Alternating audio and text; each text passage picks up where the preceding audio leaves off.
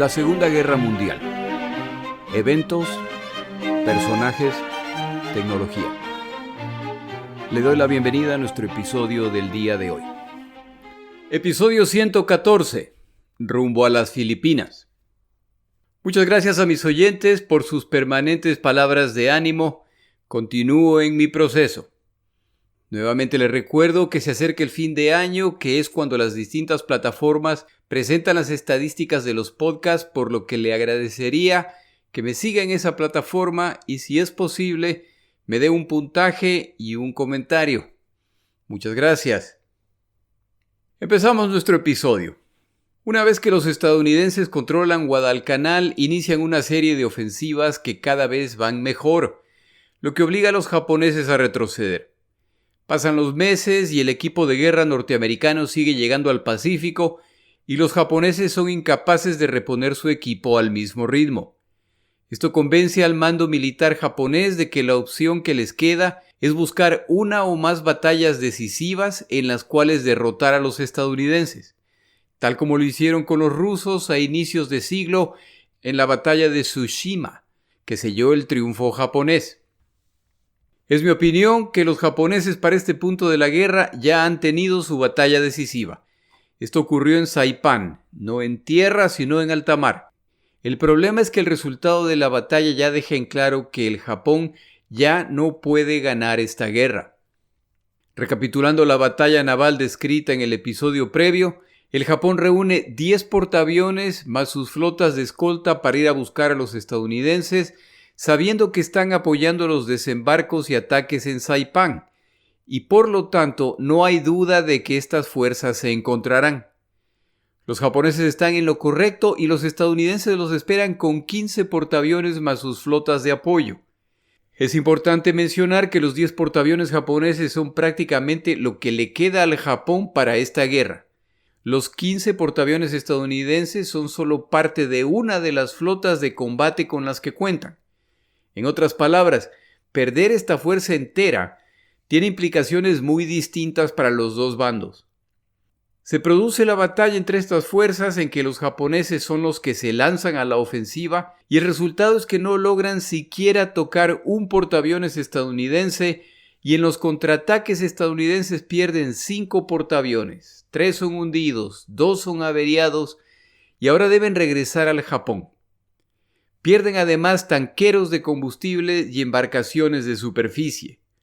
Más grave todavía, pierden alrededor del 90% de los aviones de combate, incluyendo sus pilotos, antes de tener que retirarse apresuradamente. La derrota de Saipán es decisiva.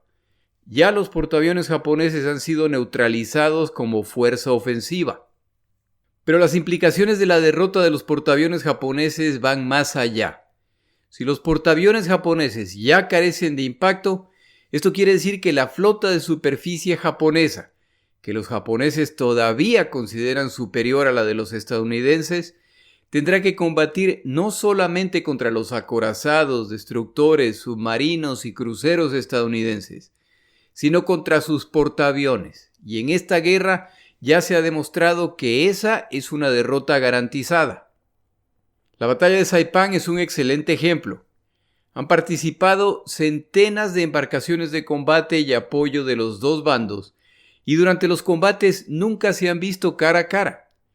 Solo han enfrentado los aviones enemigos. Intentar continuar la guerra en estas condiciones es simplemente esperar el siguiente desastre, y ya que la guerra en el Pacífico es una guerra naval, lo que ocurre en alta mar determina el resultado final al margen de lo que ocurra en tierra. El Japón ya ha perdido la guerra, pero ¿qué pueden hacer? No pueden simplemente rendirse y retirarse de todo lo conquistado, idea que nunca fue seriamente considerada por el liderazgo japonés, a pesar del análisis técnico realizado que demuestra que la guerra ya está perdida. Eso es equivalente a una rendición incondicional, y si hacen eso, entonces deben estar listos para cualquier decisión impuesta por los vencedores. No hay que olvidar que esta guerra tiene un componente místico y racial de parte del Japón. Son la raza superior descendiente de los dioses y están destinados a dominar Asia. Pero la caída de Saipan finalmente obliga al gobierno japonés a empezar a comunicar a la población el verdadero estado de la guerra y la necesidad de prepararse para los bombardeos y eventual invasión aliada. Como mencionaba en los episodios relacionados con Saburo Sakai, al regresar al Japón luego de ser herido gravemente, descubre que lo que se le comunica a la población japonesa tiene poco que ver con la realidad de la guerra en las Islas Salomón, específicamente en Guadalcanal. Permanece en el Japón por alrededor de año y medio y las noticias que recibe la población siguen indicando que el Japón está ganando la guerra. Durante este periodo, Sakai es ascendido a oficial, lo que le da acceso a reportes secretos en que se detalla la verdadera situación de la guerra. A través de estos reportes, el piloto Sakai descubre, por ejemplo, lo que realmente ocurrió en la batalla de Midway, en que los japoneses pierden 4 portaaviones en una sola batalla. Esto quiere decir que en 1943, más de 2 años después de esa batalla, el pueblo japonés no está al tanto de las pérdidas graves que han sufrido. La población japonesa no tiene la menor idea de lo mal que va la guerra y la razón es sencilla. Al inicio de la guerra, el Japón conquista múltiples islas que extienden su control en miles de kilómetros en el Pacífico, por lo que se combate muy lejos del Japón.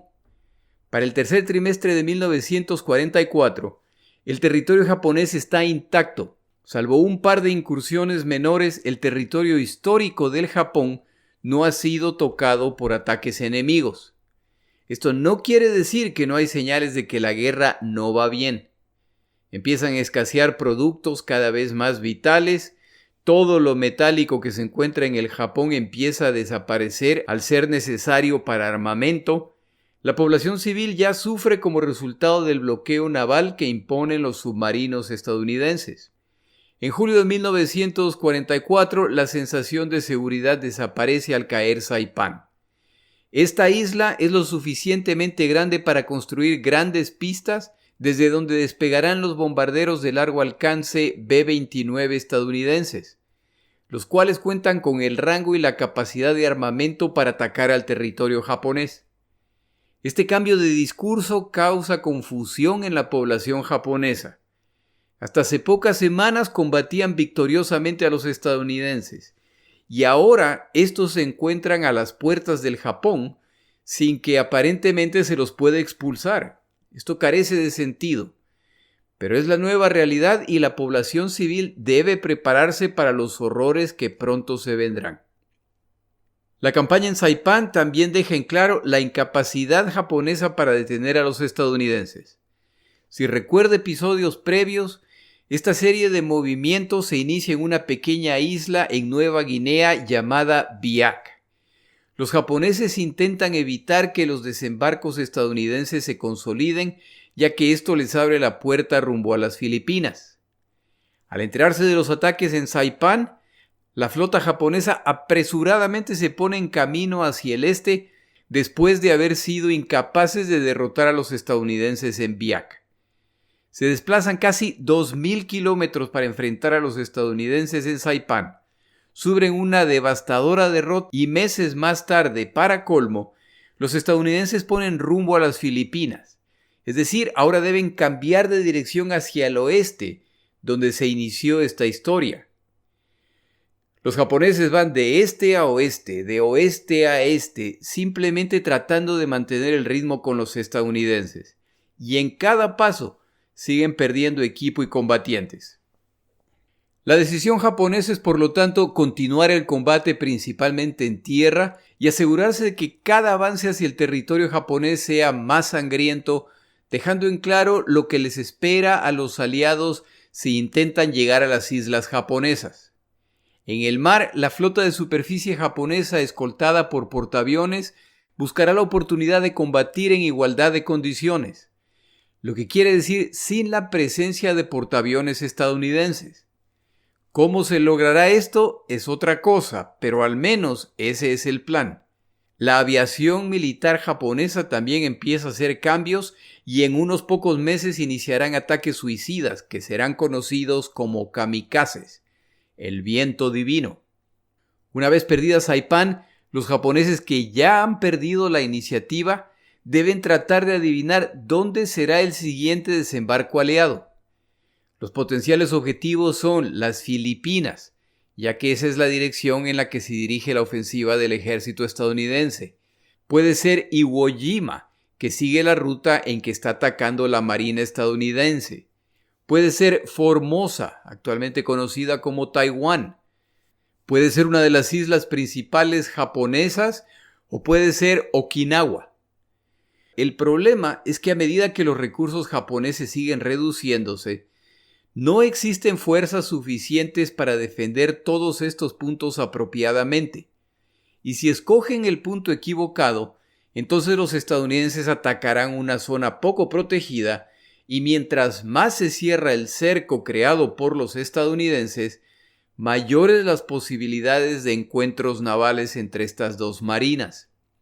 Para 1944, estos encuentros entre las marinas de guerra estadounidense y japonesa ya no le son favorables al Japón. ¿Pero qué está ocurriendo en el bando aliado? Para mediados de 1944 se ha llegado a un punto en que las dos ofensivas se han acercado y ya no justifica la existencia de ofensivas separadas. Se unificará la ofensiva y para sorpresa de nadie, la Marina y el Ejército tienen opiniones distintas respecto a qué ofensiva debería ser apoyada. Tal como en el Japón, donde el Ejército y la Marina se disputan los recursos y sobre todo la gloria, entre los estadounidenses hay una disputa para ver quién se llevará la gloria. Más aún ahora que ya están en 1944 y se vuelve más claro que los japoneses van a ser derrotados. Si usted busca un mapa del Pacífico y encuentra Saipán, verá que está a una distancia similar a las islas japonesas principales que las Filipinas. Si los estadounidenses quieren llegar al territorio japonés, al menos en cuanto a distancia, da lo mismo hacerlo desde Saipán que desde las Filipinas. Con la diferencia de que Saipán para ese momento ya está bajo control aliado y las Filipinas no. Este es un caso en que, en mi opinión, la Marina estadounidense está tratando de sabotear el plan del ejército estadounidense al presentar, nuevamente en mi opinión, un mejor plan estratégico que el que presente el ejército. Si regresa al mapa y busca la isla de Taiwán, la cual en 1944 se llamaba Formosa, verá que esta isla se encuentra entre las Filipinas y las islas principales japonesas. La Marina propone desembarcar en Formosa, tomarla y ya tienen 2 puntos de los cuales atacar el territorio japonés sin necesidad de invadir las Filipinas, o al menos sin necesidad de invadir Luzón, la isla principal donde se encuentra su capital, Manila. Esta propuesta indigna a MacArthur, que escribe una emocional nota en que habla de las obligaciones de los Estados Unidos de América hacia los prisioneros que hay ahí y su obligación hacia sus territorios. El general Marshall, jefe de las Fuerzas Armadas estadounidenses, despacha una nota en que pide que no se deje a los sentimientos prevalecer sobre el objetivo principal, que es ganar la guerra. Esa es una referencia claramente a MacArthur. La nota enviada por Marshall incluye la posibilidad de revisar este tema con el presidente directamente. Franklin Roosevelt toma una decisión sin precedentes y viaja a Hawái para reunirse con MacArthur, quien, como se mencionó antes, comanda las fuerzas del ejército en el Pacífico. El otro invitado a la reunión es Chester Nimitz, comandante de las fuerzas de la Marina en el Pacífico. El presidente Roosevelt no invita ni a Marshall, jefe de las Fuerzas Armadas, a Arnold, cabeza del ejército, o a King, cabeza de la Marina. Esta extraña decisión en que las cabezas de las ramas de las Fuerzas Armadas son excluidas busca demostrar a la nación que Roosevelt está a cargo de las Fuerzas Armadas Y tampoco molesta el que esta reunión da la oportunidad a Roosevelt de ser fotografiado con MacArthur, mostrando unidad en la forma como se conduce esta campaña. Ya en la sesión de trabajo con MacArthur y Nimitz, Roosevelt pide que expliquen la lógica de su propuesta. MacArthur, a breves rasgos, explica que el siguiente paso en el avance debe ser el Golfo de Leyte, en las Filipinas, y de ahí Luzón, la isla principal. Esto, aunque por supuesto MacArthur no lo dice, le permite cumplir su promesa de volver a liberar a las Filipinas. La propuesta de Nimitz es un ataque directamente a Formosa, actualmente Taiwán, al norte de las Filipinas y más cercanas al Japón. MacArthur argumenta que las Filipinas son un territorio estadounidense que ha sido tomado por los japoneses. Carece de sentido liberar territorios de otras naciones y colonias a la vez que se están saltando territorio estadounidense. Es una cuestión de honor e incluso de estrategia luego de la guerra.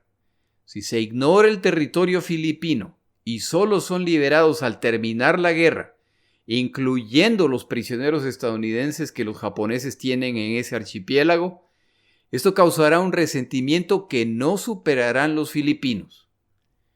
Roosevelt está listo para seguir mediando, pero Nimitz, representante de la Marina, hace esto innecesario cuando luego de la explicación de MacArthur está de acuerdo con su opinión y lógica. Nimitz recomienda que se siga la estrategia sugerida por MacArthur. De paso, Chester Nimitz es un comandante muy importante de esta guerra que merece ser estudiado por su madurez, inteligencia y por su ego saludable que no requería constante atención y reafirmaciones, a diferencia de los otros dos personajes en la reunión o tantos otros comandantes destacados de esta guerra. Ya con esta información, Roosevelt toma la decisión de que serán las Filipinas, y solo después de las Filipinas será Formosa. Las dos ramas de las Fuerzas Armadas estadounidenses empiezan a preparar su plan conjunto para esta campaña.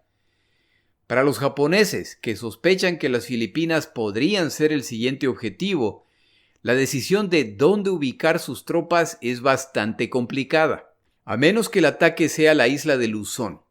El blanco más obvio al encontrarse la capital Manila en esta isla, tratar de determinar dónde ocurrirán los desembarcos tiene la complicación de que el archipiélago de las Filipinas cuenta con más de 7,000 islas.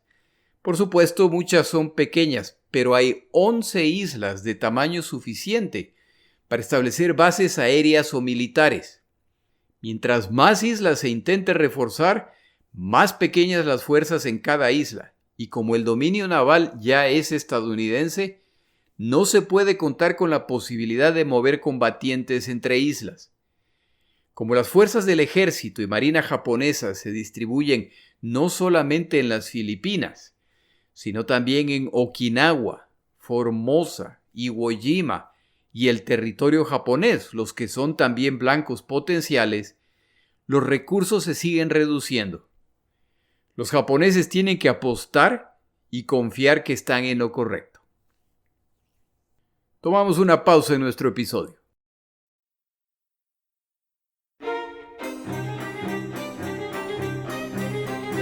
Palabras de Churchill.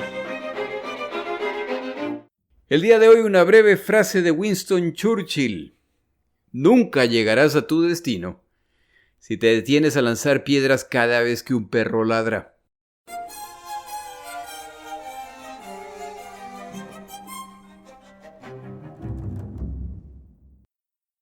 ¿Qué ha pasado en las Filipinas desde el inicio de la guerra en el Pacífico?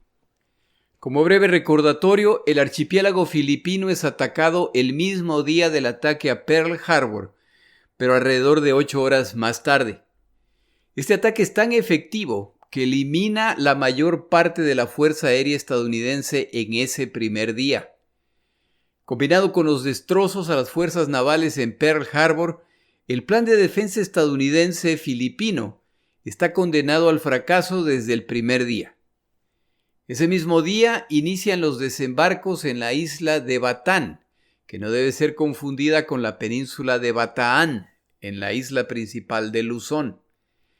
Para diciembre 12, los japoneses ya desembarcan en Luzón con la intención de amenazar Manila, la capital filipina. Para diciembre 22 desembarcan en el Golfo de Lingayen la fuerza principal japonesa con más de 43,000 combatientes. En días siguientes continúan los desembarcos japoneses y los estadounidenses siguen perdiendo terreno. Los japoneses se ponen en camino hacia Manila y los estadounidenses empiezan a realizar la retirada hacia la península de Bataán, como lo indicaba el plan aprobado antes del inicio de la guerra. Esta retirada buscaba evitar combates en Manila, evitando así muertes civiles, a la vez que llevaba a las fuerzas invasoras hacia una península estrecha donde la defensa es favorecida por el terreno y la vegetación. El problema con este plan es que el general MacArthur, quien ya había decidido que ese plan era derrotista y que, aunque no lo puede decir, le daba el papel principal a la Marina estadounidense, ha distribuido las provisiones y equipo y munición entre distintas zonas en Luzón y otras islas, al considerar que las fuerzas entrenadas por él serán capaces de repeler la invasión. Cuando este plan fracasa estrepitosamente, los que se retiran a Batán encuentran que solo cuentan con una fracción de los recursos con los que esperaban contar. Como además se han sumado a los combatientes estadounidenses miles de civiles filipinos, la situación no tarda en volverse desesperada, sobre todo relacionado con la alimentación, y se inicia entonces la etapa final de la derrota estadounidense en las Filipinas, que ya se ha relatado en otros episodios. Los japoneses también cometen sus propios errores. El principal es que para finales de diciembre, es decir, hace menos de un mes de iniciada la guerra, consideran que la guerra en las Filipinas está ganada y deciden retirar a sus divisiones más experimentadas para iniciar desembarcos en otras áreas del Pacífico. Esto resulta en que las Filipinas no serán sometidas sino hasta mayo de 1942, a un altísimo precio para los defensores estadounidenses filipinos, pero esta resistencia inesperada causa que otras invasiones se compliquen al tener los japoneses que enviar de regreso a las Filipinas divisiones adicionales. Finalmente cae el archipiélago filipino y los japoneses ahora tienen que controlar estas islas. Deben tratar de vender a los filipinos el mensaje de Asia para los asiáticos. La idea central de este mensaje es que por demasiado tiempo han sufrido a manos de colonizadores europeos y americanos. Es hora de que Asia sea independiente. Este eslogan, por supuesto, no describe la idea de que es Asia para los asiáticos, pero bajo el dominio japonés.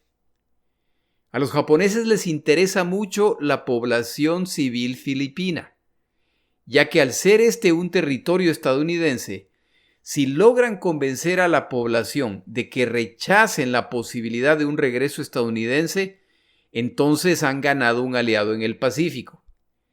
No hay que olvidar tampoco de que estamos hablando de finales de 1941 e inicios de 1942, periodo en que los japoneses están dándoles verdaderas palizas a los aliados donde los encuentran en aire, mar y tierra. El problema con la propuesta japonesa es la sospecha que causan sus acciones. Desde 1931 están tratando de dominar a la China, y su forma de hacerlo no tiene nada que ver con la supuesta intención de Asia para los asiáticos en igualdad, va más bien alineado con los métodos utilizados por los europeos y estadounidenses, es decir, a través de la fuerza de las armas. Las invasiones de otras naciones también dejan claro que este intento de liberar a Asia no es exactamente opcional, y las naciones invadidas deberán someterle a lo que les ordene el Japón. En todo caso, los japoneses hacen toda una campaña para convencer a los filipinos de que cambien sus alianzas hacia el Japón. Para enero de 1942, los japoneses ya han capturado Manila, la capital filipina, sobre todo porque el plan de defensa creado por los estadounidenses incluía abandonar la capital declarándola una ciudad abierta para evitar muertes civiles. Desde el principio el objetivo japonés es ganarse, como dicen por estos lados, las mentes y los corazones de los filipinos. Buscan vender su mensaje de liberación para Asia de los arrogantes occidentales.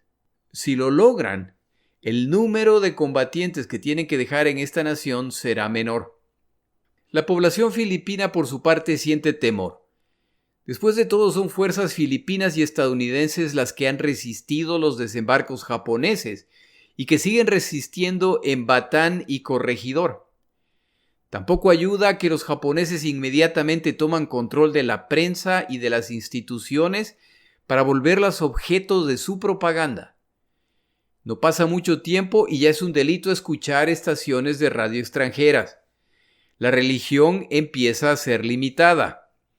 Las palizas y torturas a quienes se sospecha resisten su presencia y los abusos contra los que no muestran deferencia hacia los japoneses se multiplican.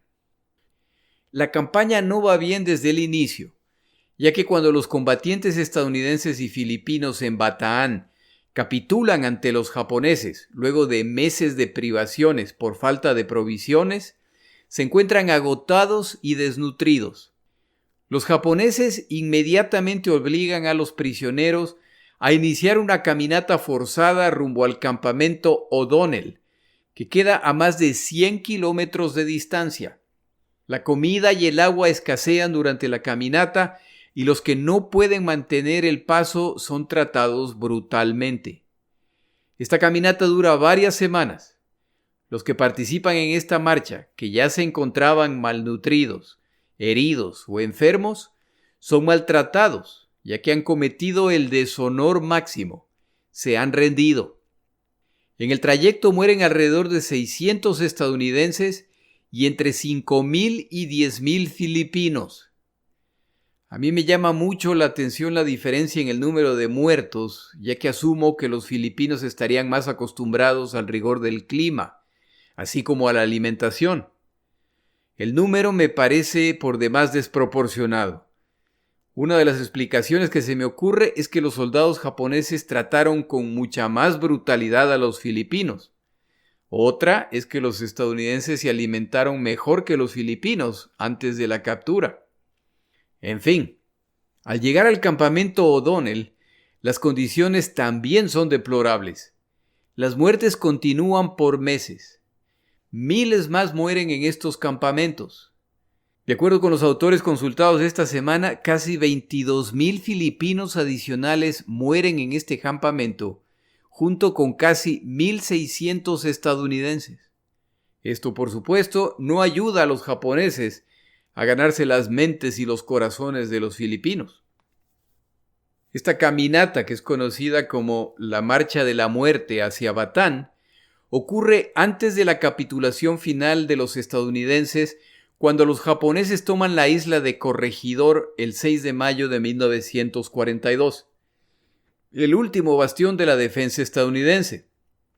El comandante estadounidense Wainwright abandona la fortaleza construida en esta isla con una bandera blanca en mano e intenta presentar la capitulación de la isla de Corregidor. El comandante japonés Homa exige que la rendición sea del archipiélago entero. Wainwright declara que no tiene la autoridad para hacer eso. Homa le responde que, sin la rendición del archipiélago entero, el combate se reiniciará inmediatamente. Si ese es el caso, habrá una masacre de heridos, militares y civiles que se refugian en Corregidor. Wainwright acepta capitular en nombre de las fuerzas aliadas en todas las Filipinas. Al día siguiente se comunica la capitulación a todo el territorio filipino a través de la radio. Y así se concreta la mayor capitulación de la historia de las Fuerzas Armadas estadounidenses. Al transmitirse la capitulación oficial, muchos combatientes estadounidenses y filipinos deponen sus armas y se rinden ante los japoneses.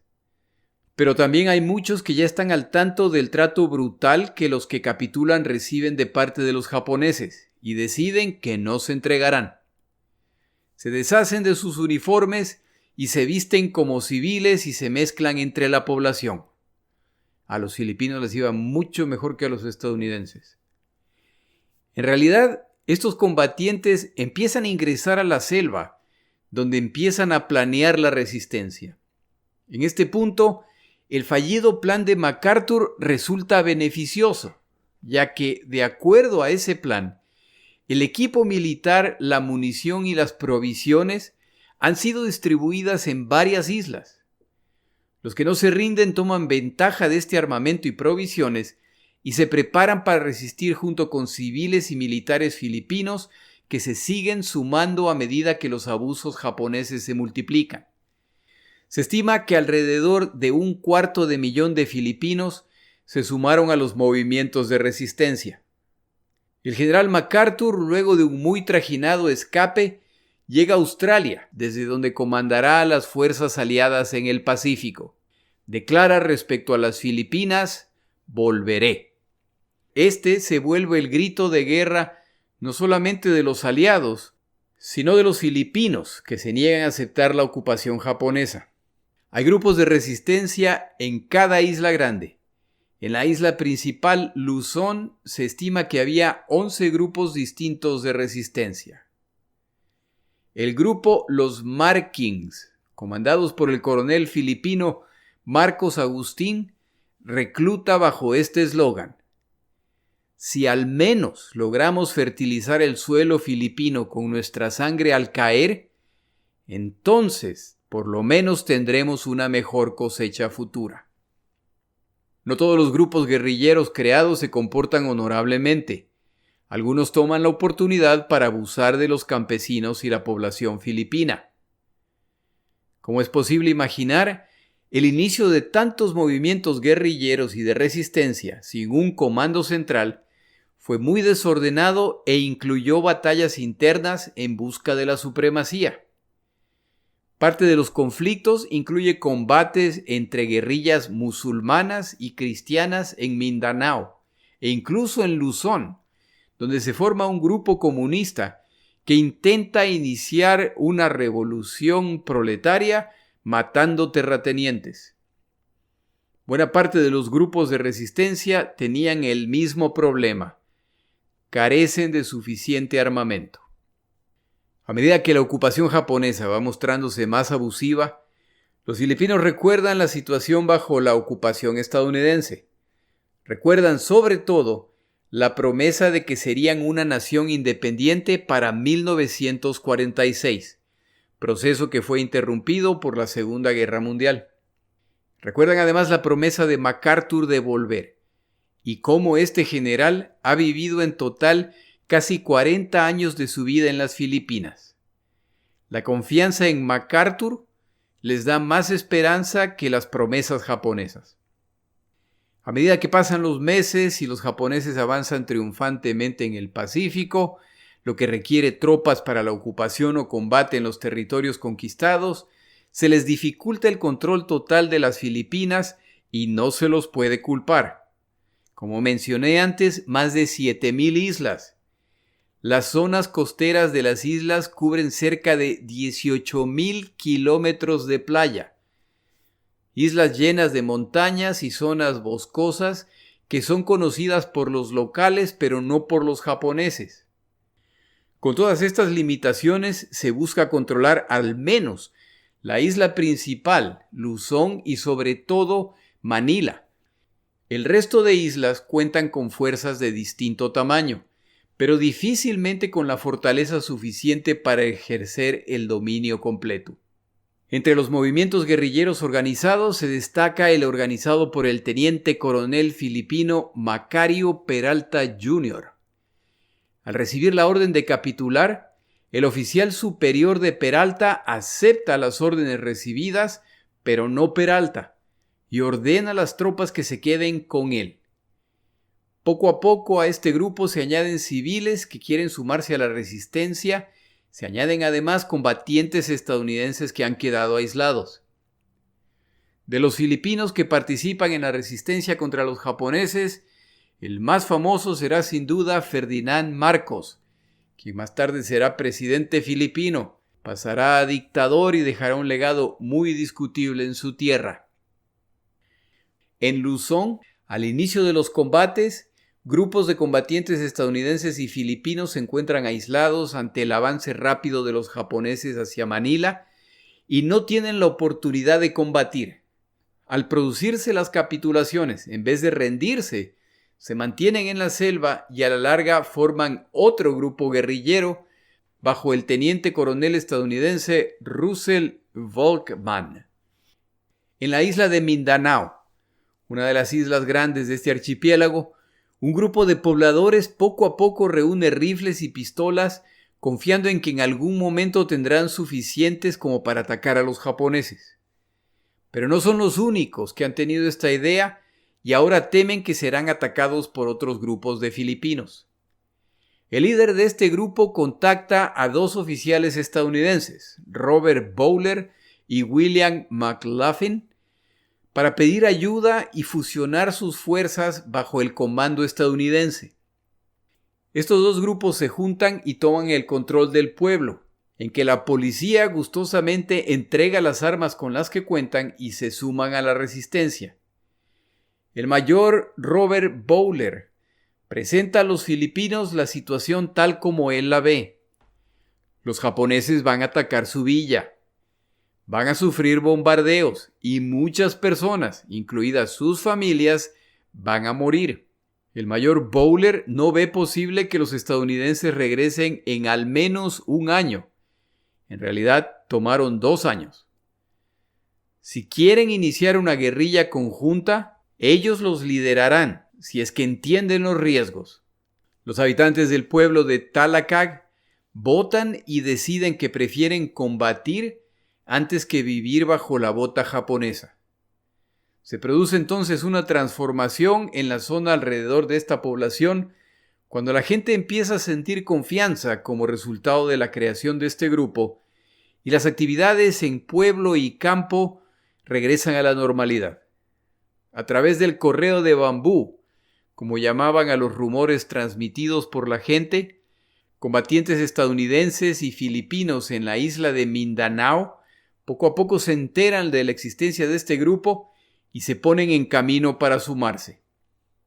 Los estadounidenses y MacArthur en particular no tienen la menor idea de lo que está ocurriendo con estos grupos, pero en el verano de 1942, estaciones radiales en San Francisco y Australia empiezan a recibir mensajes radiales desde las Filipinas. Son mensajes cortos, en que expresan la esperanza filipina del regreso de MacArthur. Desafortunadamente, el emisor del primer mensaje es capturado y ejecutado, pero los mensajes cortos se multiplican. Las transmisiones desde otras islas en que comandan filipinos y estadounidenses poco a poco reportan la isla en que se encuentran y las fuerzas con las que cuentan. Para inicios de 1943, un submarino estadounidense desembarca al primer grupo entrenado de resistencia en la isla de los Negros. Son liderados por el piloto filipino Jesús Villamor. Su misión es establecer una red de espionaje. Villamor y sus 5 acompañantes empiezan a construir su red de espionaje que llegará hasta Manila. Las misiones de submarinos estadounidenses que aprovisionan a grupos guerrilleros se multiplican. Y como ya se dijo, con casi 18,000 kilómetros de costa, es muy fácil encontrar puntos poco custodiados donde se puede desembarcar tanto equipo como gente. Este proceso continúa y los japoneses son incapaces de detener el armamento, munición, suministros y radios que siguen llegando al archipiélago. En junio de 1943, llega a las Filipinas el doctor Emigdio Cruz, quien hasta la invasión japonesa era el médico personal de cabecera del presidente filipino Manuel Quezón. El doctor Cruz abandonó las Filipinas junto con MacArthur y Quezón al volverse inminente la caída de Corregidor. Cruz es conocido de las élites de Manila y se le asigna la misión de contactar a Manuel Roxas, político de alto nivel del gobierno títere conformado por los japoneses. Roxas está pasando información secretamente a los líderes guerrilleros, por lo que queda claro que no está alineado con los japoneses. La misión del Dr. Cruz es llegar a Roxas para determinar la posición de la clase política filipina. Tras una travesía que merece su propio libro o su propia película, el Dr. Roxas finalmente llega a Manila, va a su casa y su esposa al verlo se desmaya. Ya quisiera uno que lo recibieran así. Le cuenta que lo daban por muerto. Finalmente, el Dr. Cruz se reúne con Roxas y otros políticos filipinos de alto nivel que conspiran contra los japoneses. Durante su estadía lo reconocen decenas de personas, pero nadie lo delata. La visita deja claro que el liderazgo político filipino apoya las actividades de resistencia y de las guerrillas existentes. Ya en coordinación directa con Australia y con MacArthur, las fuerzas guerrilleras y de resistencia en las Filipinas reciben instrucciones de no enfrentar a los japoneses. Su tarea principal es realizar reconocimiento en las islas en las que se encuentran para despachar información de la ubicación de tropas, centros de comando, movimientos navales y novedades significativas. Su segunda tarea es defenderse en caso de ataque, por lo que seguirán recibiendo armamento, pero no deben iniciar los combates hasta que regresen las fuerzas aliadas. La información sigue fluyendo desde las Filipinas.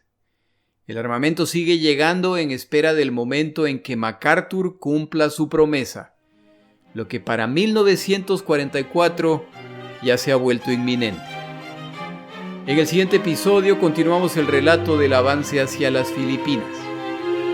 Mi nombre es Jorge Rodríguez. Gracias por acompañarme.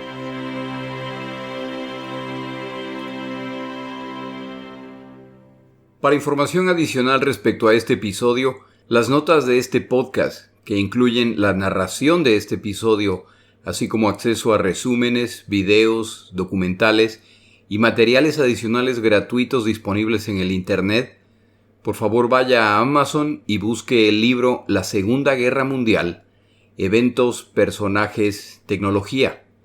Al comprar estas notas me ayuda y me apoya financieramente. Puede encontrar información adicional en mi página web, lasegundagm.com. Muchas gracias.